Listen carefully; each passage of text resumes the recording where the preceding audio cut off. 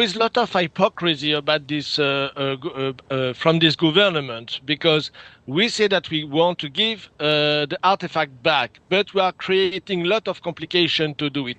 For example, recently, there was a vote at the National United Nations Organization, a vote to recognize the slave trade as a worst crime against humanity, and France don't vote for it.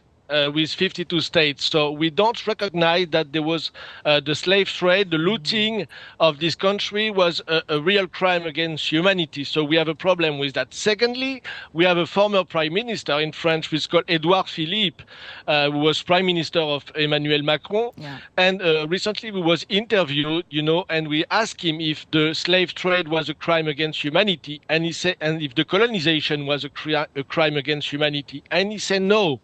So we have these people in our government who are not recognizing that it was purely looting.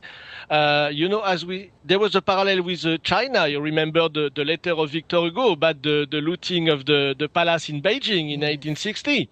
So we have what Victor Hugo called, the bandit, French and English bandit who loot all this country during this period. So we have to recognize that it was a looting of the treasury of this continent during an imperial period of our country. We have to recognize it. That's why it's a big debate, because we have some people in our government who don't want to recognize our imperial past.